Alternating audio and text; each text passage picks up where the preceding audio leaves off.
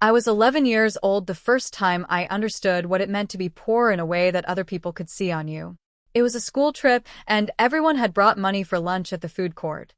I had a folded piece of bread wrapped in a plastic bag that my mother had packed before her 5 a.m. shift. A girl named Priya looked at me and said, loud enough for the whole row to hear, "EW, is that all you have?" I didn't answer. I put the bread back in my bag and said I wasn't hungry. I was starving. My name is Camille, and if you are watching this, if you have ever been the kid with the plastic bag lunch, the secondhand shoes, the clothes that were almost right but not quite, stay with me. This one is for you. We were not just poor. We were the kind of poor that has a smell to it, damp walls, cheap detergent, the specific exhaustion of a mother who works 3 jobs and still comes home to cook because she refuses to let her children go to bed hungry. My father left when I was 7, not dramatically, he just stopped coming home. One day his shoes were by the door, then they weren't, and my mother never explained it. She just tied her apron tighter and went back to work. We lived in a 2-room apartment above a laundry shop. The walls sweated in summer, the windows didn't seal in winter, and I did my homework at the kitchen table under a single bulb while my mother ironed other people's clothes at midnight. Not our clothes, other people's. That image, my mother's hands, red and cracked, pressing a hot iron over a stranger's silk shirt at midnight, that image never left me. It became the engine of everything I would build. School was its own kind of war. Not with teachers, but with the invisible line between the children whose parents drove them and the children who walked. I walked every day, 40 minutes each way, through rain, through heat, through the kind of cold that gets into your bones before you're even awake. I arrived at school damp. I arrived at school tired. I arrived at school already behind before the day began. There was a group of girls, 4 of them, always together, always loud, who had decided that I was their particular entertainment. They called me the laundry girl, because everyone knew where we lived. They called me hand-me-down, because my uniform had another girl's name stitched inside the collar that I had tried and failed to fully remove. Once, in front of the entire class, one of them said, "Camille's mom irons my mom's clothes. Isn't that funny? She literally works for us." The class laughed. The teacher looked at her desk. I sat completely still and didn't cry, because I had learned very early that crying in front of people who wanted to see it was the most expensive thing a poor girl could do. I saved it for the walk home. I was 14 when I made my first real decision, not about school, not about grades, but about money. I had watched my mother pour herself out for other people's comfort my entire life. I had watched her make other people's houses clean, other people's children fed, other people's lives easier, and come home with barely enough to keep the lights on. I decided that money was not something that happened to you. Money was something you had to go and get with both hands before anyone else convinced you that you didn't deserve it. I started small, tutoring younger kids in the neighborhood for $2 an hour, then 5. Then I started charging for typing assignments, formatting school projects, designing simple flyers for local shops on the family's secondhand computer. By 16, I was making more per month than my mother made in 2 weeks of ironing. I didn't tell her.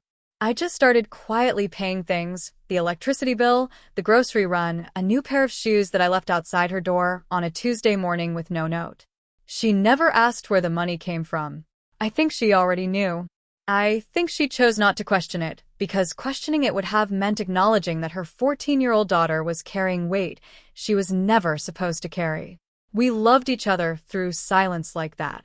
At 18, I got a partial scholarship in business and economics. Not a full ride, so I still had to work. I cleaned dormitory bathrooms 3 mornings a week before my 8 a.m. lectures. The girl in the room I cleaned every Thursday was named Melissa. She had a laptop that cost more than my mother's monthly rent, a skincare shelf that looked like a pharmacy, and a way of moving through the world like nothing, and it was ever too heavy. One morning I was mopping outside her door when she came out, looked at me, and said, not meanly, just carelessly, the way people speak about furniture, "Honestly, I don't know how you people do it. I could never live like this. I'd rather die than be this broke." She stepped around my mop bucket and walked away. She didn't remember it 5 minutes later. I remembered it for the next 8 years. I graduated with honors. There was no family celebration because my mother was working. I took a photo of myself in my gown, standing outside the hall, sent it to her, and she replied with a single message: "I am so proud. I am sorry I cannot be there. Eat something today." That was the whole message. I ate a sandwich on a bench outside the graduation hall, still in my gown, watching other families take photographs, and I made a second decision. I would build something so permanent, so impossible to ignore, that my mother would never have to iron another person's shirt again. Not for survival. Not for anyone. The first 3 years after graduation were brutal. I worked for a financial consulting firm at entry level, long hours, pay that barely covered rent in the city's cheapest neighborhood. I saved every spare dollar and studied at night, not coursework, but markets and patterns, the way money moved between sectors, between countries, between people who understood it and people who were simply subject to it. I began investing small, very small, the kind of amounts that serious investors would laugh at, but I was not investing to impress serious investors. I was investing to learn. Every mistake I made with $200 was a lesson I would not repeat with 200,000. At 26, I made my first real return, $18,000 on a position I had held for 11 months. I transferred half to my mother without explanation. She called me crying and I said, "It's nothing, Mama. It's just beginning." By 29, I had co-founded a financial technology startup with 2 partners I had met through a networking event I had no business attending. I had found the invitation on someone's desk at the consulting firm and simply shown up. Nobody questioned me because confidence at the door is its own kind of ticket. The startup struggled, then it found its product, then it found its users, then it found its investors. At 31, we closed a Series B round of $12 million. I sat in the conference room after everyone else had left, completely still, and thought about a plastic bag with a folded piece of bread. I thought about 40-minute walks in the cold.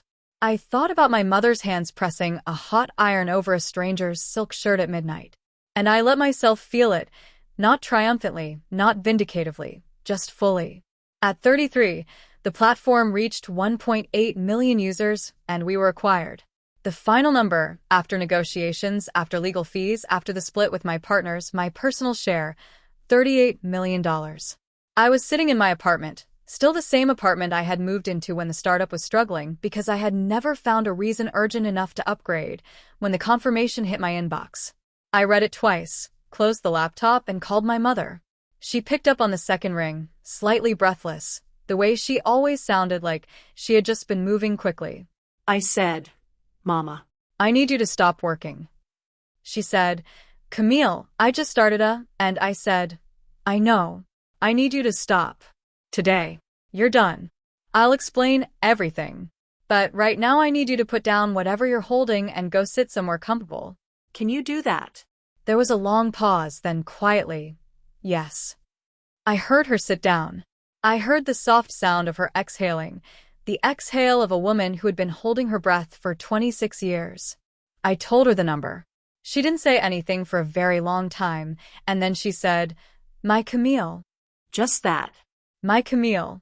And those 2 words were worth more to me than every digit in that confirmation email. I bought her a house. Not large, not showy, a single-story home with a garden in a quiet neighborhood, the kind of neighborhood she used to take me through on weekends when I was small, pointing at the houses with their lit windows and saying, "One day, Habibti, one day." I handed her the keys on a Thursday morning. She stood on the front step and looked at the door for a long time without going in. Then she said, "I don't know how to live in a house where I don't have to work." I said, "I'll teach you." She laughed, the first real laugh I had heard from her in years. Now, about the girls from school, about Melissa with the expensive laptop, about every person who looked at me and saw a ceiling where I saw a starting point. I did not go back to find them. I did not send messages. I did not arrive at any door with a receipt of my success to wave in anyone's face. I didn't need to, because this is what I learned. The best revenge is not confrontation. It is the quiet, steady, undeniable fact of a life that did not go the way they predicted. It is the company website they find one day while scrolling. It is the article a mutual friend shares in a group chat they thought you'd never reach. It is the moment they realize that the girl with the plastic bag lunch and the hand-me-down uniform and the mother who ironed their mother's clothes became someone they will spend the rest of their lives not being. That is not cruelty. That is simply mathematics. I was recently asked to speak at a business school, the same institution where I cleaned bathrooms at 6 a.m. before my lectures. They introduced me at the podium with a full biography, the startup, the acquisition, the 38 million, the platform, the users, the awards. I looked out at the auditorium at 500 faces, some of them from families who had never worried about electricity bills, some of them working 2 jobs to be there, some of them with a quiet, slightly damp look of students who had walked a long way that morning, and I said, I used to clean the bathrooms in this building, specifically the ones on the 3rd floor East Wing, every Tuesday, Thursday, and Friday from 6 to 7 a.m. I want you to know that because I want you to understand that the distance between that mop bucket and this podium is not talent. It is not luck. It is not a scholarship, though I am grateful for it. It is the decision, made in a 2-room apartment above a laundry shop, that I was not going to be subject to money for the rest of my life. That I was going to understand it, pursue it, and use it to set free the person who had carried me to the point where I could carry myself. Whatever room they're making you feel small in, that room is temporary. You are not. The auditorium was quiet for a moment. Then it was not.